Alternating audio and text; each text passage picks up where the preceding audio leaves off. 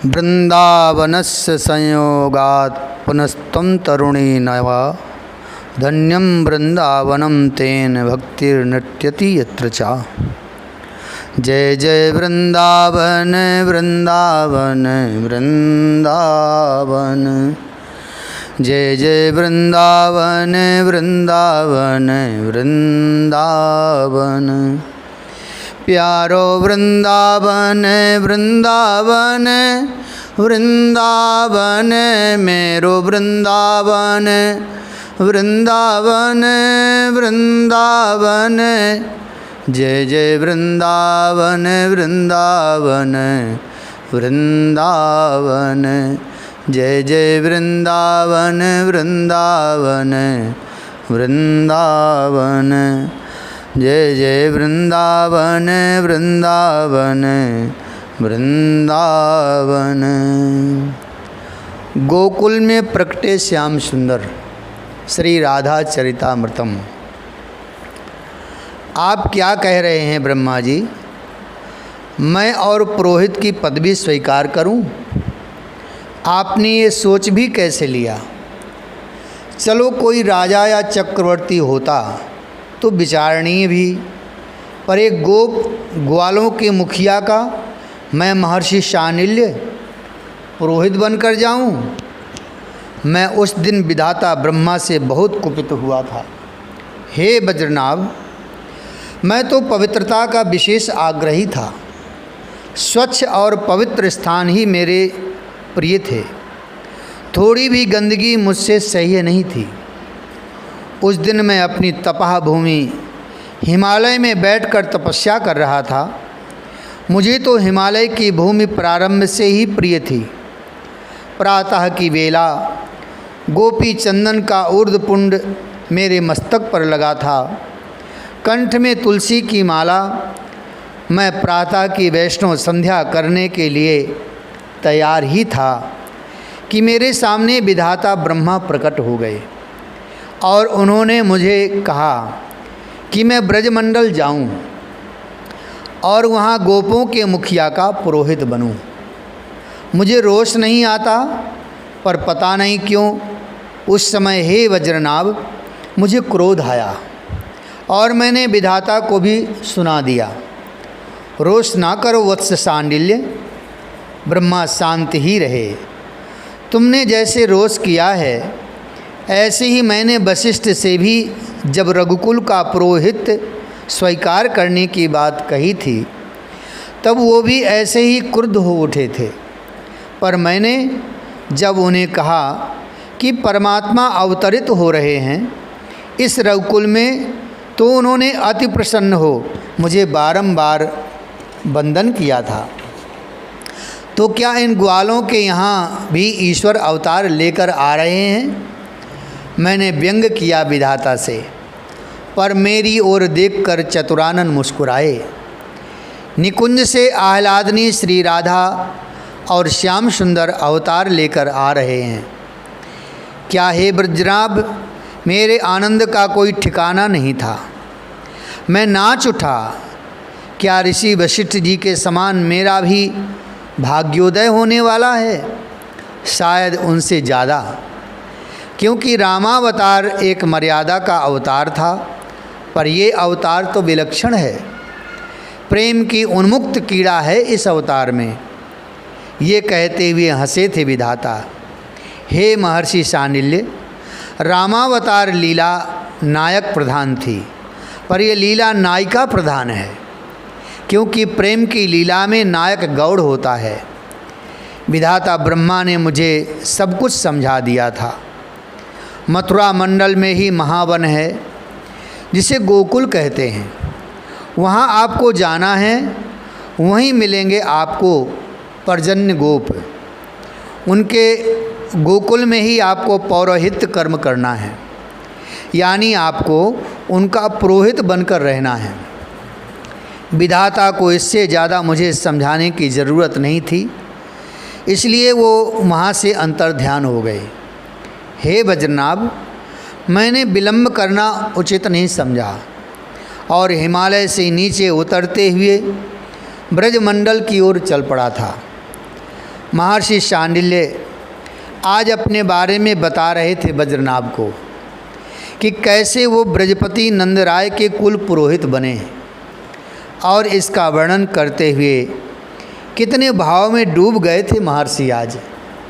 हे वज्रनाभ, मैं मथुरा आया, मुझे अच्छा लगा यहाँ आकर, क्योंकि मैं सोचता हुआ आ रहा था कि नगर के वातावरण से मुझे घृणा है। हर तरह का प्रदूषण फैला रहता है नगर में, फिर कोलाहल तो है ही। मुझे तो हिमालय की आबो हवा ही अच्छी लगती रही, पर मथुरा नगरी में आकर मुझे अच्छा लगा। महाराज उग्रसेन ने मेरा स्वागत किया था। आचार्य गर्ग की कुटिया में मैं कुछ घड़ी ही रुका, फिर गोकुल गांव की ओर चल पड़ा। ओह, कितनी सुखद और प्रेमपूर्ण ऊर्जा थी इस गांव की। मेरा मन आनंदित हो उठा। मोर नाच रहे हैं, पक्षी बोल रहे हैं, बंदर उछल कूद कर रहे हैं वृक्षों में। सुंदर सुंदर गौएं स्वर्ण से उनकी सींगें मढ़ी हुई थीं, चांदी से उनके खुर मढ़ दिए थे। ये सब भाग रही थी आनंद से इधर उधर। ग्वाले इनके पीछे इनको संभालने के लिए दौड़ रहे थे। मेरा हृदय कांप उठा। उस पवित्रतम भूमि में पैर रखते हुए कहीं इस भूमि की कोई चींटी भी ना दब जाए। आहा, यहाँ की रज भी कितनी कोमल, सुगंधित, पवित्रतम और वृक्षावलियाँ घनी थीं। फलों से लदे वृक्ष धरती को छू रहे थे। यमुना के किनारे बसा गांव था ये गोकुल। तभी मैंने देखा सामने एक सुंदर से प्रौढ़ ग्वाले को, जो सुंदर पगड़ी बांधे हुए थे। उनके साथ कई ग्वाले थे, सबके हाथों में थाल थी। उसमें क्या था ये मुझे नहीं पता था उस समय। हाँ, रेशमी वस्त्र से ढका हुआ था वो थाल। मैं पर्जन्य गोप, मेरे साथ मेरे ये 9 पुत्र हैं और कुछ मेरे मित्र और सेवक हैं। हे महर्षि, आज हमारी विधाता ने सुन ली, हम धन्य हो गए। वर्षों से हम लोग इसी आशा में थे कि हमें कोई दैवज्ञ पौरोहित मिले, और आज हमें आप मिल गए। कितने भोलेपन से कहा था पर्जन्य गोप ने, और उन थालों को मेरे सामने रख दिया था। किसी में मुक्ता मोती है, किसी में मेवा इत्यादि, किसी में भिन्न भिन्न मोरों के पंख, किसी में स्वर्ण की और रजत की गिन्नियाँ थीं। अपना परिचय भी कितनी जल्दी दिया था पर्जन्य ने। राजा देवमीड़ के 2 विवाह हुए, एक क्षत्रिय की कन्या से और एक वैश्य कन्या से। क्षत्रिय कन्या से सूरसेन हुए और वैश्य कन्या से मैं पर्जन्य। मेरे पिता ने भाग बांट भी दिया, बंटवारा भी कर दिया। गौधन, कृषि कार्य, ये सब मेरे भाग में दिया, और राज्य राजनीति सूरसेन को। सूरसेन मेरे भाई हैं, उनको तो अच्छे पुरोहित मिल गए आचार्य गर्ग, पर हमें बड़ी चिंता थी कि हमारे पास कोई पुरोहित नहीं है। अब आप आ गए हैं, हमारा मंगल ही मंगल होगा। बड़ी विनम्रता से पर्जन्य गोप ने अपनी बात रखी। 9 पुत्र थे पर्जन्य गोप के, पर सबसे छोटे पुत्र थे पर्जन्य के नंद। मैंने उन्हें ही देखा, 5 वर्ष के थे वो, पर सबसे तेजवान मुस्कुराहट बहुत अच्छी थी। सब ने मेरे पद छुए। गोकुल गांव के लोग कितने भोले भाले थे। ओह, सब मेरा ही ख्याल रखते थे। समय बीतने में क्या देरी लगती है, वो तो दीर्घजीवी होने का वरदान मुझे मिला है। नहीं तो सब अपने समयानुसार वृद्ध और मृत्यु को प्राप्त हो ही रहे थे। वृद्ध हो चले थे पर्जन्य गोप। अब मुझे बुलाया था कुछ मंत्रणा करने के लिए। मैं जब गया तो मुझे देखकर वहाँ बैठे बड़े बड़े सभ्य पुरुष खड़े हो गए। ये हमारे प्रिय मित्र हैं महीभान। पर्जन्य ने परिचय कराया। ये बरसाने के अधिपति हैं और ये मेरा पुत्र वृषभान। महीभान कितने सरल और मृदु थे और ये इनके पुत्र हैं। मैंने देखा तेज इतना था वृषभान के मुखमंडल के ऊपर कि मुझसे भी देखा नहीं गया। मैं स्तब्ध था उस बालक को देखते हुए। हे महर्षि, आपको कष्ट देने का कारण ये है कि मैं अब चाहता हूँ मेरे छोटे पुत्र जो नंद हैं इनको मैं अपनी पगड़ी दे दूँ। और आप, मैंने पूछा था, हम तो जा रहे हैं भजन करने बद्रीनाथ। हम दोनों मित्र जा रहे हैं और ये भी अपने पुत्र वृषभान को बरसाने का भार सौंप रहे हैं। कंधे पर हाथ रखते हुए महीभान के पर्जन्य ने कहा था, कुशलता से जो कार्यभार को संभाल सके उसे ही गद्दी दी जानी चाहिए। ये अच्छी सोच थी पर्जन्य की। नंद गोप कुशल थे। गांव वाले भी इनकी बात का आदर करते थे। नेतृत्व क्षमता थी नंद गोप में। इनका विवाह हुआ यशोदा नामक कन्या से, जो बहुत भोली थीं और निरंतर अतिथि सेवा में ही लगी रहती थीं।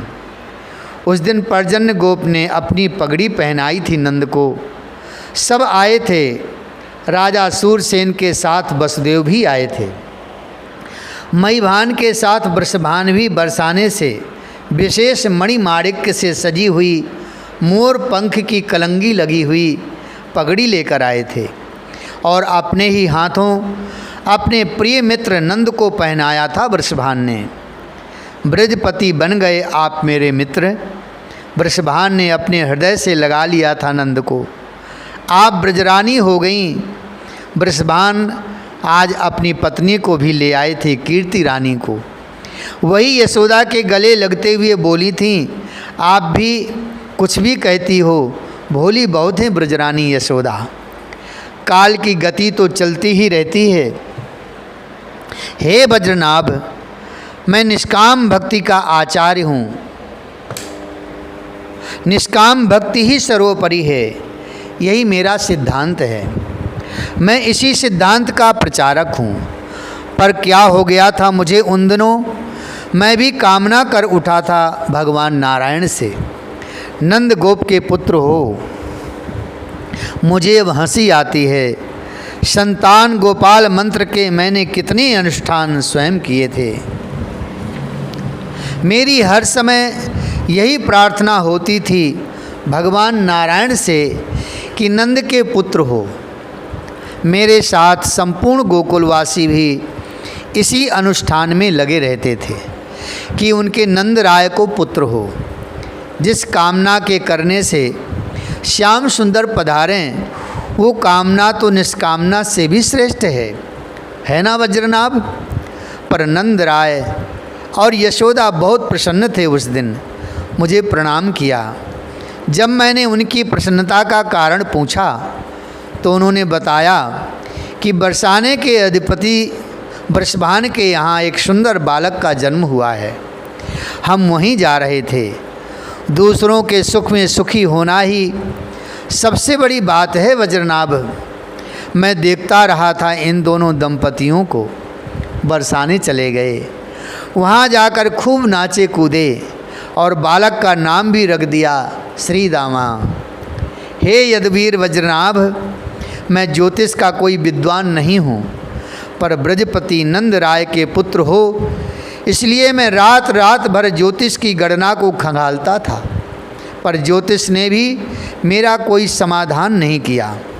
पर एक दिन वो समय भी आया जब मुझे ये सूचना मिली कि यशोदा गर्भवती हैं। मैं एक विरक्त वैष्णव, मुझे क्या, पर पता नहीं क्यों मुझे इतनी प्रसन्नता हुई कि मैं उसका वर्णन नहीं कर सकता। ओह देखो वज्रनाभ, अभी भी मुझे रोमांच हो रहा है। वो दृश्य अभी भी मेरी आँखों के सामने नाच रहा है। हाँ, ये सूचना देने वाले स्वयं ब्रजपति नंद ही थे। मुझे पता नहीं क्या हुआ, ये सुनते ही मैं तो नंदराय का हाथ पकड़कर नाच उठा। आश्चर्य, प्रकृति अति प्रसन्न हो रही थी। यमुना का जल अमृत के समान हो गया था। सुगंधित जल प्रवाहित होने लगा था यमुना में। मोरों की संख्या बढ़ रही थी। तोता, कोयल ये सब गान करने लगे थे। किसी को पता नहीं कि क्या होने वाला है। पुत्र ही होगा, मेरे मुख से बारंबार यही निकलता था। पर ज्योतिष गणना कह रही थी कि पुत्री होगी, पर मेरा मन नहीं मान रहा था। ब्राह्मणों को बुलवाया। मेरे ही कहने पर नंद राय ने बुलवाया। मैंने विप्रों से मंत्र जाप करने की प्रार्थना की। नित्य संतान गोपाल मंत्र के सहस्त्र आहुति दी जाती थी। पूरा गोकुल गांव आकर बैठता था। बेचारे मंत्र को तो समझते नहीं थे, बस हाथ जोड़कर आंखें बंद करके यही कहते, नंद के पुत्र हो। अब हंसी आती है मुझे। मेरे मंत्र या यज्ञ अनुष्ठान से श्याम सुंदर थोड़े ही आते। वो तो आए इन भोले भाले ब्रजवासियों की भोली प्रार्थना से, प्रेम पुकार से। वो दिन भी आया, भादव कृष्ण अष्टमी की रात्रि, बुधवार का दिन, नक्षत्र रोहिणी। किसी को पता नहीं चला कि कब क्या हो गया। मेरे पास में ब्रह्म मुहूर्त के समय आए थे नंदराय। गुरुदेव गुरुदेव बाहर जोर जोर से बोले जा रहे थे। मैं अपने भजन में लीन था, पर मेरा मन आज शांत नहीं था। उत्साह और उत्सव से भर गया था। मैं उठा, अपनी माला झोली रख दी मैंने, बाहर आया। क्या हुआ? मैंने नंद राय से पूछा। गुरुदेव, आपका अनुष्ठान पूरा हो गया, आपकी कृपा बरस गई, आपने हम सबको धन्य कर दिया, बोले जा रहे थे नंद। पर हुआ क्या? मैं हंसा। साथ में कई ग्वाले थे, वो बताने जा रहे थे, पर नंद राय ने रोक दिया। ये सूचना मैं ही दूंगा गुरुदेव को। हाँ हाँ, आप ही दो, पर शीघ्र बताओ ब्रजराज, मैंने कहा। गुरुदेव, गिर गए मेरे पग में नंद। मेरे यहाँ एक नीलमणि सा सुंदर, अत्यंत सुंदर बालक का जन्म हुआ है। नंद राय इससे आगे बोल ना सके। आनंद के कारण उनकी वाणी अवरुद्ध हो गई। उनके आनंदाश्रु बह चले थे नेत्रों से। क्या मैंने उछलते हुए बजराज को पकड़ा? वो बार बार मेरे पैरों में गिर रहे थे। मैंने ज़बरदस्ती उन्हें उठाया और उनके हाथों को पकड़ मैं स्वयं नाच उठा। हम दोनों नाच रहे थे। ऊपर से देवों ने पुष्प बरसाने शुरू किए। हमारे ऊपर फूल बरस रहे थे। हमारे आसपास सब ग्वाले इकट्ठे हो गए और सब बड़े जोर जोर से गा रहे थे, नंद के आनंद भयो जय कन्हैया लाल की, नंद के आनंद भयो जय कन्हैया लाल की। हे वज्रनाभ, मैं उस उत्सव का वर्णन नहीं कर सकता। वो आनंद शब्दातीत है। इतना कहकर महर्षि शांडिल्य प्रेम समाधि में चले गए थे।